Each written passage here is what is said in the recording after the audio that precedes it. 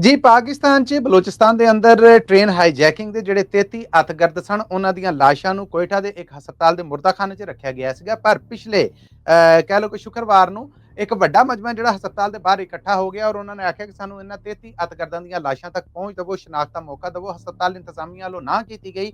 ਇਹ ਲੋਕ ਭਿੱਫੜ ਗਏ। ਹਸਪਤਾਲ ਦੇ ਜਿਹੜੇ ਗਾਰਡ, ਸਿਕਿਉਰਿਟੀ ਵਾਲੇ ਔਰ ਬਾਕੀ ਅਮਲਾ ਸੀਗਾ, ਉਹਨਾਂ ਨੂੰ ਮਾਰਿਆ ਕੁੱਟਿਆ ਗਿਆ, ਧਾਵਾ ਬੋਲਿਆ ਗਿਆ ਔਰ ਹਸਪਤਾਲ ਦੇ ਮੁਰਦਾਖਾਨੇ 'ਚੋਂ ਜ਼ਬਰਦਸਤੀ ਧੱਕੇ ਦੇ ਨਾਲ 5 ਲਾਸ਼ਾਂ ਲੈ ਕੇ ਇਹ ਲੋਕ ਫਰਾਰ ਹੋ ਗਏ।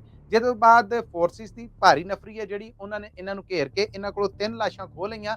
2 ਲਾਸ਼ਾਂ ਦਾ ਹਜੇ ਤੱਕ ਵੀ ਪਤਾ ਨਹੀਂ ਲੱਗ ਰਿਹਾ। ਪਰ ਇਹ ਸਾਰਾ ਕੰਮ ਕਰਨ ਦੇ ਵਿੱਚ, ਇਸ ਮਜਮੇ ਨੂੰ ਇਸ਼ਤਿਆਲ ਦਿਵਾਉਣ, ਗੁੱਸਾ ਦਿਵਾਉਣ ਔਰ ਹਮਲਾ ਕਰਨ ਦੇ ਵਿੱਚ, ਗਾਂਹ-ਗਾਂਹ ਕਰਨ 'ਚ ਇਲਜ਼ਾਮ ਆਇਆ ਹੈ ਮਾਰੰਗ ਬਲੋਚ ਤੇ। ਜੀ, ਡਾਕਟਰ ਮਾਰੰਗ ਬਲੋਚ ਜਿਹੜੀ ਕਿ ਬਲੋਚਿਸਤਾਨ ਤੋਂ ਗਵਾਚੇ ਲੋਕਾਂ ਦੀ ਜਿਹੜੀ ਤਨਜ਼ੀਮ ਹੈ ਉਹਦੀ ਪ੍ਰਧਾਨਗੀ ਕਰ ਰਹੀਆਂ ਨੇ, ਉਹਨਾਂ ਸਮੇਤ ਇਸ ਵੇਲੇ ਪਾਕਿਸਤਾਨੀ ਸਰਕਾਰ ਵੱਲੋਂ 150 ਲੋਕ ਜਿਨ੍ਹਾਂ ਨੇ ਹਸਪਤਾਲ ਤੇ ਹਮਲਾ ਕੀਤਾ, ਇਹ 5 ਲਾਸ਼ਾਂ ਲੈ ਕੇ ਫਰਾਰ ਹੋਏ, ਉਹਨਾਂ ਤੇ ਅੱਤਗਰਦੀ ਦਾ ਪਰਚਾ ਦੇ ਦਿੱਤਾ ਗਿਆ ਹੈ। ਇਸ ਪਰਚੇ ਦੇ ਵਿੱਚ ਦਫਾ ਲਾਈ ਗਈ ਹੈ ਕਿ ਸਰਕਾਰੀ ਹਸਪਤਾਲ ਤੇ ਹਮਲਾ ਹੋਇਆ, ਮਰੀਜ਼ਾਂ ਨੂੰ ਮਾਰਿਆ ਕੁੱਟਿਆ ਗਿਆ, ਸਰਕਾਰੀ ਮੁਲਾਜ਼ਮਾਂ ਨੂੰ ਕੰਮ ਤੋਂ ਰੋਕਿਆ ਗਿਆ, ਬਕਾਰੇ ਸਰਕਾਰ 'ਚ ਦਖਲ ਦੇ ਕੇ ਉਹਨਾਂ ਨੂੰ ਮਾਰਿਆ ਕੁੱਟਿਆ ਗਿਆ, ਧੱਕੇ ਦੇ ਨਾਲ ਲਾਸ਼ਾਂ ਨੇ ਜਿਹੜੀਆਂ ਉਹ ਲਿਜਾਈਆਂ ਗਈਆਂ ਔਰ ਉਸ ਤੋਂ ਬਾਅਦ ਮਾਰੰਗ ਬਲੋਚ ਹੈ ਜਿਹੜੀ, ਉਹਦੀ ਗ੍ਰਿਫਤਾਰੀ ਹੋ ਗਈ। ਮਾਰੰਗ ਬਲੋਚ ਦੀ ਗ੍ਰਿਫਤਾਰੀ ਤੋਂ ਬਾਅਦ ਬਲੋਚਿਸਤਾਨ ਦੇ ਜਿਹੜੀ ਰਾਜਧਾਨੀ ਹੈ ਕੋਇਟਾ, ਉਹਦੇ ਤੋਂ ਅੱਡ ਬਾਕੀ ਸ਼ਹਿਰਾਂ 'ਚ, ਪਾਕਿਸਤਾਨ ਦੀ ਰਾਜਧਾਨੀ ਇਸਲਾਮਾਬਾਦ 'ਚ, ਪਾਕਿਸਤਾਨ ਦੇ ਸਭ ਤੋਂ ਵੱਡੇ ਸ਼ਹਿਰ ਕਰਾਚੀ 'ਚ ਬਾਕਾਇਦਾ ਤੌਰ ਤੇ ਜਿਹੜੀ ਉਹ ਵਖਾਲੇ ਹੋਏ, ਇhtਜਾਜ ਹੈ ਜਿਹੜਾ ਉਹ ਹੋਇਆ। ਜਦਕਿ 150 ਲੋਕ ਜਦੋਂ ਇਹ ਲਾਸ਼ਾਂ ਲੈ ਕੇ ਗਏ ਨੇ ਤੇ ਸੁਣਿਆ ਕਿ ਉਦੋਂ ਵੀ ਫੋਰਸਿਸ ਦੇ ਨਾਲ ਝੜਪਾਂ 'ਚ 4 ਲੋਕ ਨੇ ਜਿਹੜੇ ਉਹ ਮੋਏ ਨੇ।